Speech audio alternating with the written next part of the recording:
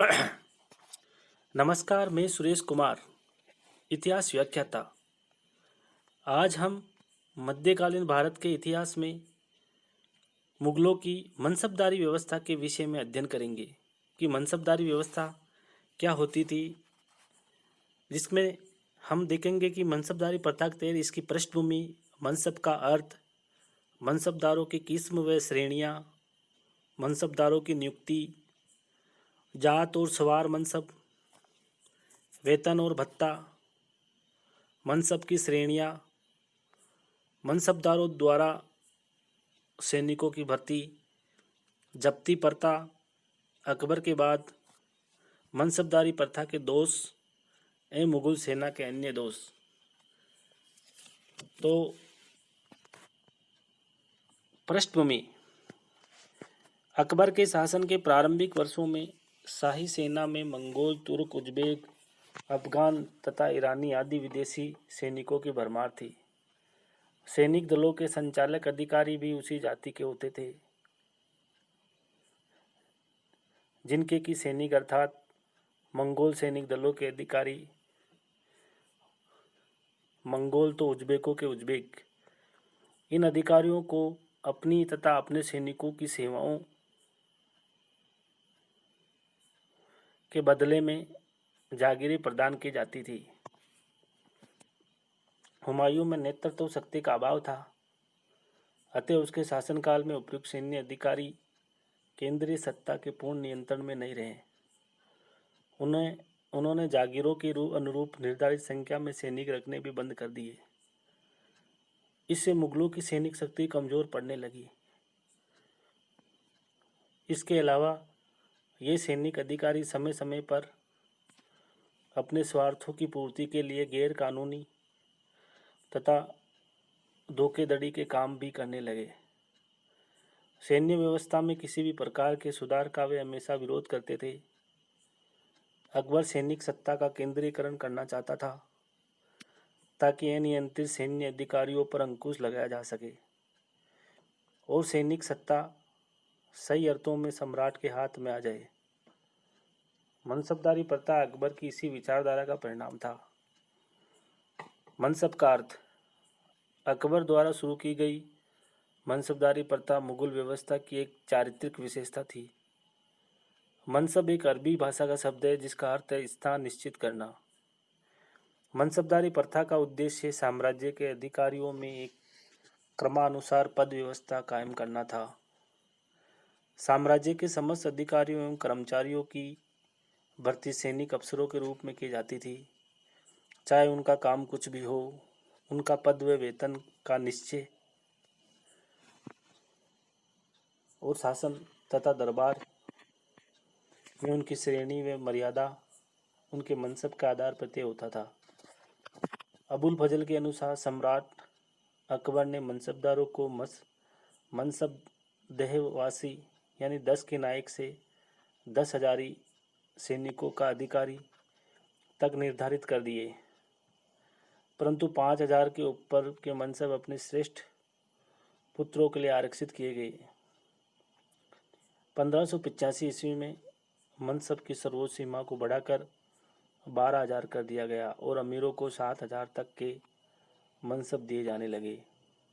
1605 ईस्वी में राजा मानसिंह को 7,000 जात व 6,000 सवार का मनसब दिया गया। मनसबदारों की किस्म व श्रेणियाँ। मनसबदार दो किस्म के थे, एक स्थायी और एक अस्थायी। स्थायी मनसब को गैर मशरूत कहा जाता था। इस किस्म के मनसबदार जीवन पर्यंत अपने पद का उपभोग करते थे, परंतु सम्राट इसमें रद्दो बदल कर सकता था। अस्थायी मनसब को मशरूत कहा जाता था। किसी विशेष कार्य की पूर्ति तक के लिए यह मनसब प्रदान किया जाता था। कार्य की समाप्ति के साथ ही मनसब भी समाप्त हो जाता था। कई बार स्थायी मनसबदारों को अतिरिक्त कार्य के लिए मशरूत प्रदान किया जाता था। कार्य समाप्ति के बाद यह समाप्त हो जाता था, परंतु गैर मशरूत यथावत बना रहता था। मनसबदारों की 3 श्रेणियां थी। एक मनसबदार दूसरा आमिर और तीसरा उमरा ए आजम। एक विशेष पद अथवा कोटि से निम्न अधिकारियों को मनसबदार कहा जाता था। 200 अश्वारोहियों से ऊपर अधिकारियों को अमीर की श्रेणी में रखा गया था। बाद में इसको बढ़ाकर 500 कर दिया गया। औरंगजेब ने इस सीमा को बढ़ाकर 1000 कर दिया। उमरा ए आजम के अंतर्गत अश्वारोही की ठीक संख्या बताना कठिन है, क्योंकि ये सीमा लगातार घटती बढ़ती रही। इरविन और अब्दुल अजीज का मत है कि 3000 अथवा उससे ऊपर के जात वाले अमीरों को उमरा ए आजम या अथवा अमीर ए आजम कहा जाता था। जहांगीर और शाहजहां के समय में यह सीमा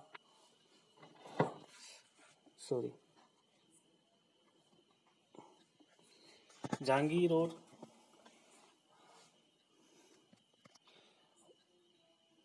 शाहजहां के समय में यह सीमा बनी रही, परंतु औरंगजेब ने इसे घटाकर 2000 जात कर दिया। 1682 ईस्वी में इसी सीमा को और कम करके 1500 कर दिया गया।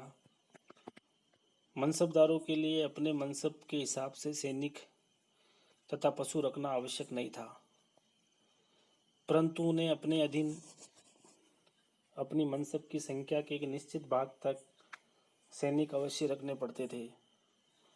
वस्तुतः अकबर राज्य में व्याप्त भ्रष्टाचार और घोड़ों संबंधी धोखाधड़ी को खत्म कर देना चाहता था। मनसबदारों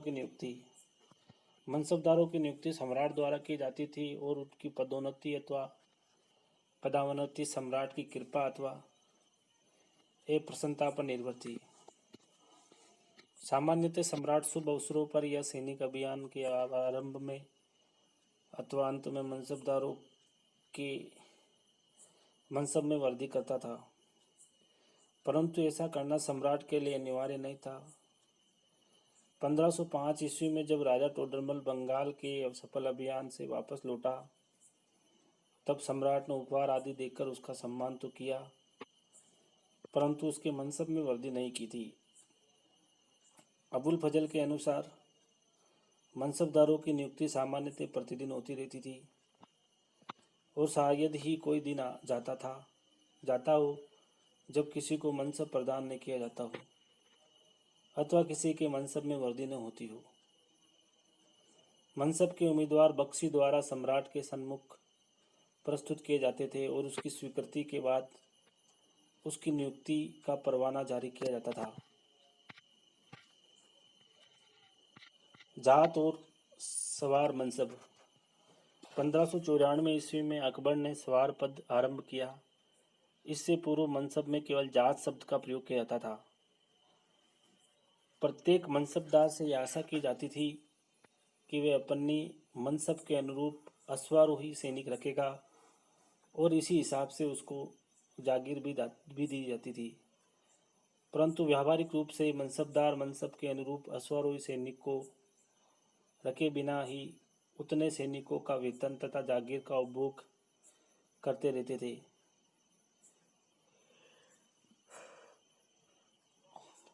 इस भ्रष्टाचार को दूर करने के लिए सवार शब्द का प्रयोग किया गया।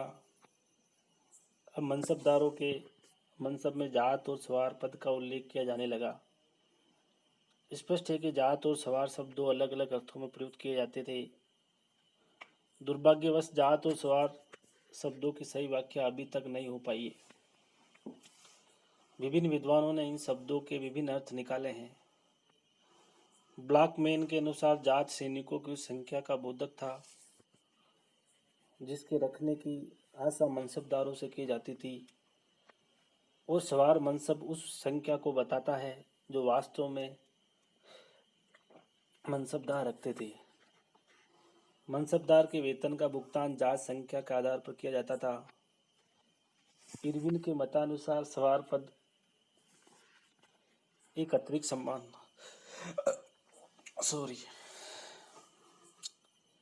इरविन के अनुसार सवार पद एक अतिरिक्त सम्मान था और प्राप्तकर्ता को जात की संख्या के अतिरिक्त सवार पद से निश्चित सैनिकों को भी रखना पड़ता था। इरविन के मत में सबसे बड़ा दोष ये है कि यदि इस मत के आधार पर सैनिकों की गणना करें तो मुगल सेना की संख्या एक अविश्वसनीय अंक तक पहुंच जाती है। डॉक्टर राम प्रसाद त्रिपाठी के अनुसार सवार मनसब एक अतिरिक्त सम्मान मात्र था और उसमें जितने सवारों का उल्लेख होता उन्हें रखने का मनसबदार का कोई बंधन नहीं होता था। अब्दुल अजीज का मत है कि जात मनसब के अंतर्गत मनसबदार एक निश्चित संख्या में हाथी, भारवाहक पशु आदि रखता था, जबकि सवार मनसब ये बताता था कि उसके पास कितने सैनिक सवार होने चाहिए। CM के राव का मत है कि जात पैदल और सवार मनसब घुड़सवारी की संख्या को बताता था। क्या कहते हैं? CM के राव का मत है कि जात तो पैदल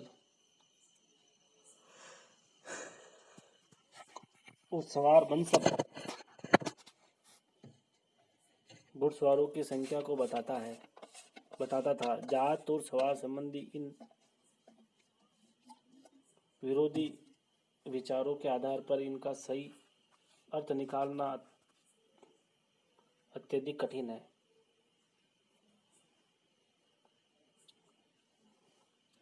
वेतन और भत्ता। मनसबदारों के वेतन का भुगतान नकदी अथवा जागीर के रूप में किया जाता था। कोई जागीर अथवा मनसब वंशानुगत न थी। वैसे सम्राट बड़े मनसबदारों के पुत्र को मनसब देकर उनके प्रति सहानुभूति प्रदर्शित करता था, परंतु उन्हें निम्न मनसब ही दिए जाते थे। यदि उनमें प्रतिभा होती तो वे उन्नति करते करते बड़े मनसबदार बन जाते थे। वेतन मनसबदारों को उनके मनसब के अनुसार दिया जाता था। कई बार मनसबदारों को वेतन के अलावा पुरस्कार स्वरूप धन भी दिया जाता था। मनसबदारों को अपने सभी प्रकार के सैनिकों के बदले में जो वेतन मिलता था उसे तलब कहा जाता था। यानी कि मनसबदार को अपने सभी प्रकार के सैनिकों के बदले में जो वेतन मिलता था उसे तलब कहा जाता था। जात पद के लिए जो वेतन मिलता था उसे खासा अथवा घात कहा जाता था। इस वेतन से मनसबदार अपने परिवार का पोषण करता था। सवार पद के लिए जो वेतन मिलता था उसे ताबीनाल कहा जाता था। इसका उपयोग मनसब के अनुरूप रखे जाने वाले घोड़ों, घुड़सवारों, बोझा ढोने वाले पशु आदि पर किया जाता था। अबुल फजल के अनुसार प्रथम श्रेणी के 5,000 के मनसबदार को 30,000 रुपये मासिक मिलते थे। इसी प्रकार प्रथम श्रेणी के 500 के मनसबदार को 2,500 रुपये प्रतिमाह मिलते थे। 10 के मनसबदार को 100 रुपये प्रतिमाह मिलते थे, परंतु तृतीय श्रेणी के 5,500 व 10 के मनसबदार को क्रम से 28,000, 21,000, 28,000, 2,100 व 7 व 75 रुपये प्रतिमाह दिए जाते थे। शाहजादों को उनके मनसब की तुलना में कई अधिक वेतन दिया जाता था। मनसब की श्रेणियाँ। 1595 ईस्वी से पूर्व मनसब की अलग अलग श्रेणियाँ नहीं थी, परंतु 1595 ईस्वी में अकबर ने मनसबदारों की 3 श्रेणियाँ में बांटा था। जिस मनसबदार के पास अपनी मनसब की संख्या के बराबर सैनिक होते थे वे अपने मनसब का प्रथम श्रेणी का मनसबदार कहलाता था। यदि उसके सैनिकों की संख्या उसके मनसब की आधी संख्या से अधिक होती थी तो वे दूसरी श्रेणी का और आधी संख्या से भी कम सैनिक रखने वाला तीसरी श्रेणी का मनसबदार कहलाता था।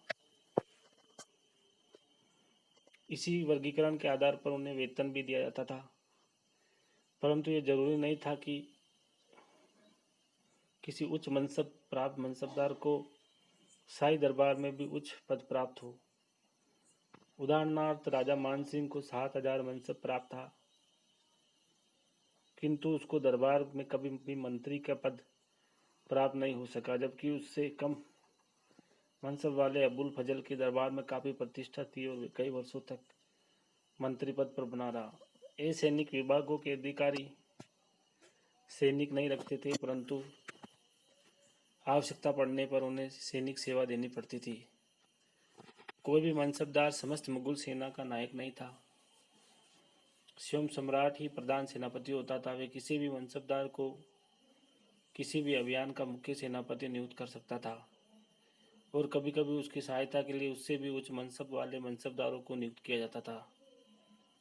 मनसब द्वारा सैनिकों की भर्ती। मनसबदार अपने सैनिकों की भर्ती के लिए स्वतंत्र था तथा प्रत्येक मनसबदार प्राय अपनी जाति के लोगों को ही अपनी सेना में भर्ती करता था। उन्हें अपने घोड़े तथा व्यवस्था संबंधी अन्य सामान भी स्वयं जुटाना पड़ता था। मुनीर बख्शी के विभाग द्वारा मनसबदारों के सैनिकों तथा घोड़ों का निरीक्षण किया जाता था। प्रथम निरीक्षण के समय मनसबदार के घोड़ों तथा सैनिकों की जांच कर उनकी एक सूची बनाई जाती थी और उनके घोड़ों को दागा जाता था। दाग दो प्रकार के लगाए जाते थे। घोड़े के सीधे पुट्टे पर सरकारी निशान और बाएं पुट्टे पर सरकारी निशान और बाएं पुट्टे पर मनसबदार का निशान दागा जाता था। निरीक्षण के समय में सही संख्या में घोड़े तथा सैनिक प्रस्तुत करने वाले मनसबदारों को जल्दी ही पदोन्नति मिल जाती थी। एक और मनसबदारों को पुरस्कृत किया जाता था तो दूसरी ओर उनको दंडित करने की भी व्यवस्था थी ताकि उनको अनुशासन में रखा जा सके। जब्ती प्रथा।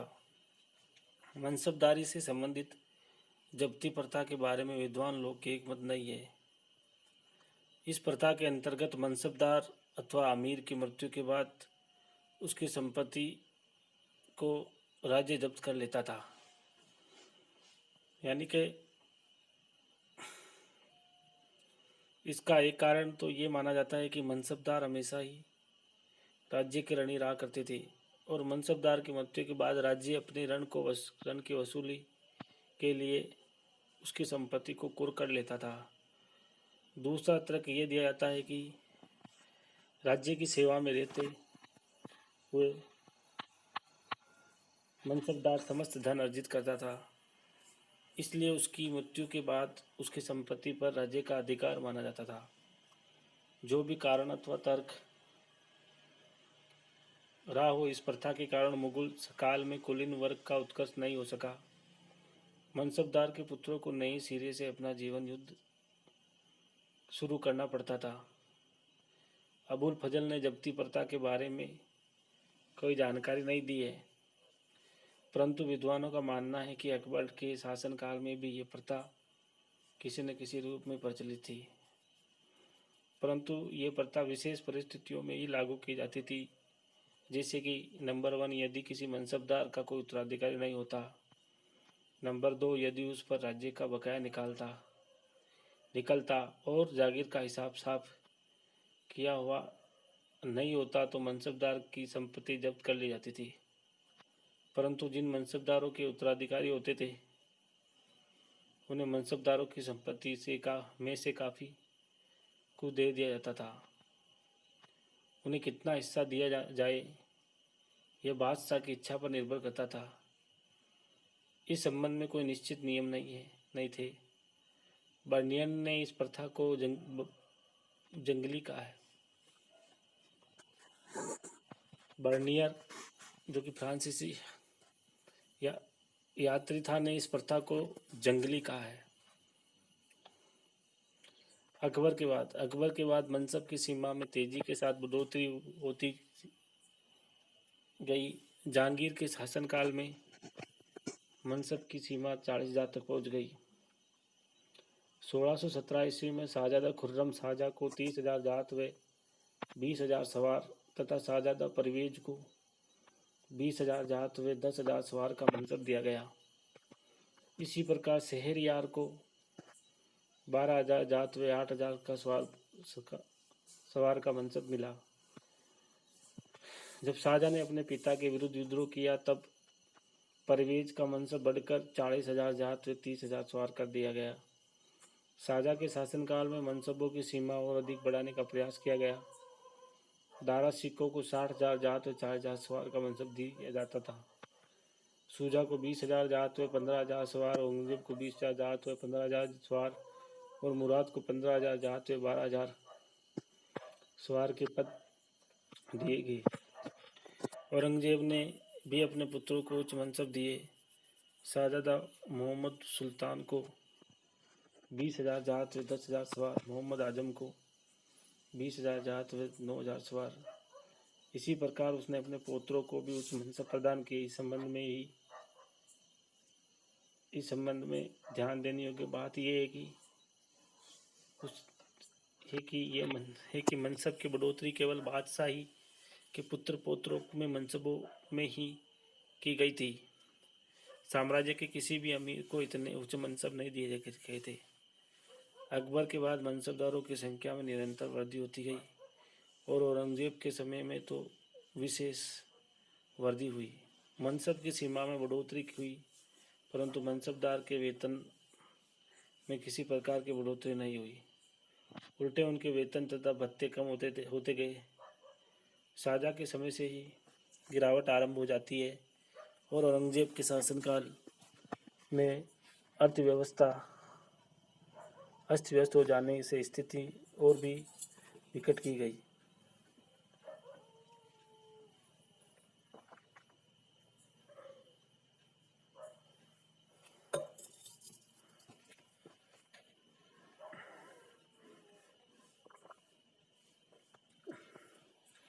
समय पर वेतन चुकाना भी संभव नहीं रहा।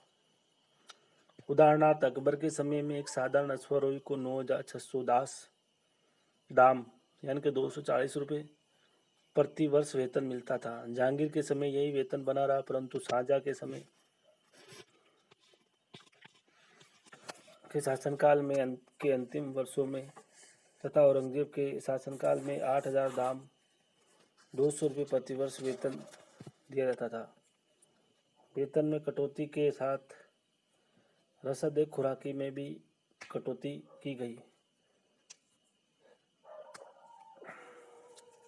मनसबदारी प्रथा के दोष। जागीरदारी प्रथा के दोषों को दूर करना तथा राजपूतों पर अंकुश रखने के लिए तथा उनमें प्रतिस्पर्धा की भावना को उत्पन्न कर एक का दूसरे के विरुद्ध उपयोग करने और अपने विद्रोही उमरावों के विरुद्ध कबीला भावना का उपयोग कर उनको दबाने की दृष्टि से अकबर जिस मनसबदारी प्रथा का सूत्रपात किया वे कई दृष्टियों से सफल रही। इससे मनसबदारों में सम्राट के प्रति स्वामी भक्ति और कर्तव्य निष्ठा की भावना में बढ़ी, क्योंकि उनकी पदोन्नति सम्राट की कृपा पर निर्भर करती थी।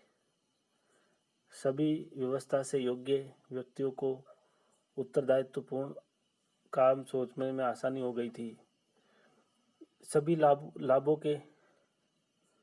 इन सभी लाभों के उपरांत भी मनसबदारी प्रथा में कुछ जन्मजात दोष थे, जो इस प्रकार है। मनसबदारों को अपनी मनसब के हिसाब से जो वेतन मिलता था उसको वे प्राय दुरुपयोग करते थे। वे लोग साधारण लोगों को फौजी वर्दी पहनाकर और उनके घोड़ों को अपना बताकर सैनिक निरीक्षण करने के लिए जाते थे और उन्हें मुक्त कर उनके वेतन का स्वयं उपभोग करते रहते थे। इरविन ने लिखा है कि झूठी सेना संग्रह एक ऐसी बुराई थी जो मुगल सेना में सबसे अधिक पाई जाती थी। इन सबके हिस्से का पूरा करने के लिए मनसबदार दूसरों को अपने सैनिकों को उधार दे देते थे अथवा बाजार में लोगों को पकड़कर उन्हें किसी टट्टू पर बिठाकर दूसरों के साथ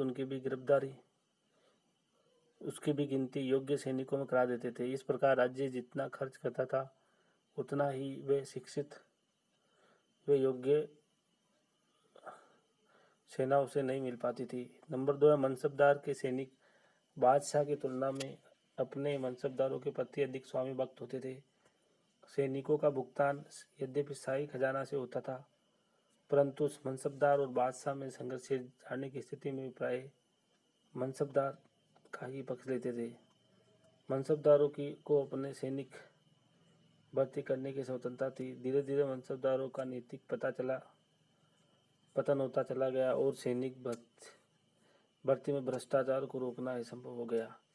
इसके अलावा मनसबदार को अपने सैनिक दस्ते का ही नेतृत्व करना पड़ता था, अतः उसे विभिन्न प्रकार के सैनिकों का नेतृत्व करने में अनुभव से वंचित रह जाना पड़ता था। नंबर 4 है, मनसबदारों के लिए यद्यपि नियम बनाए गए थे और परंतु उनको लागू करना सम्राट की इच्छा पर निर्भर करता था, जो कि किसी भी मनसबदार को उच्च मनसब दे सकता था अथवा महत्वपूर्ण सैनिक अभियान का प्रधान सेनापति नियुक्त कर सकता था। ऐसे मनसबदारों को एक दूसरे के प्रति द्वेष की भावना का विकास होता चला गया। कभी कभी शत्रुओं का मिलकर सामना करने की अपेक्षा वे आपस में ही एक दूसरे को नाकामयाब बनाने में लगे रहते थे।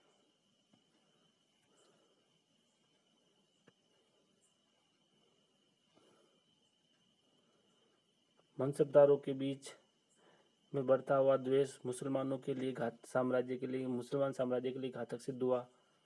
नियमानुसार मनसबदार की मृत्यु के पश्चात उसका मनसबदार समाप्त हो जाता था और सरकार उसकी संपत्ति को जब्त कर ली जाती थी। इसलिए प्रत्येक मनसबदार अपने जीवन काल में ही समस्त धन को खर्च करने का प्रयत्न करता था ताकि मरने पर राज्य की कुछ न मिले।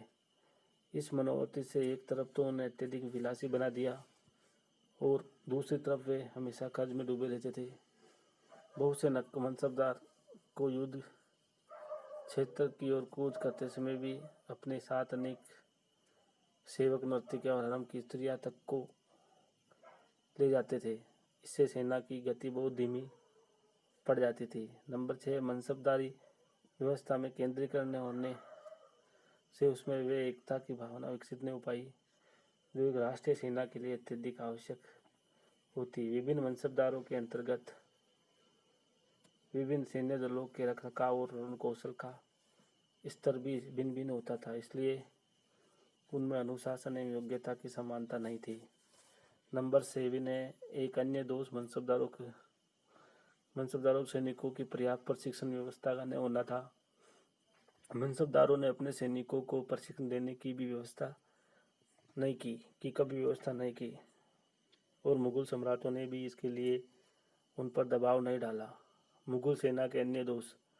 मनसबदारी प्रथा के अलावा मुगलों की सैन्य व्यवस्था में कुछ अन्य दोष भी थे। मुगल बादशाह ने सैनिकों के पदाती अंग की तरफ विशेष ध्यान नहीं दिया। परिणाम स्वरूप पदाती सैनिकों का स्तर दिन प्रतिदिन गिरता गया। इसी प्रकार मुगलों का तोपखाना भी समय की रफ्तार से काफ़ी पीछे रह गया। बड़ी बड़ी तोपों के होते हुए भी अकबर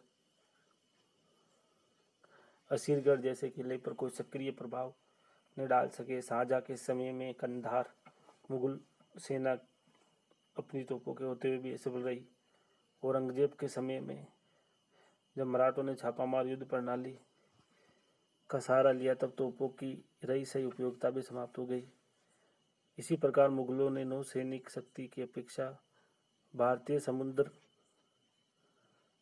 समुद्रों का द्वार यूरोपीय राष्ट्रों के लिए खुला छोड़ दिया और वे भारत के समुद्र तटों पर ऐसे जम गए कि बाद में उन्हें हटाना असंभव हो गया।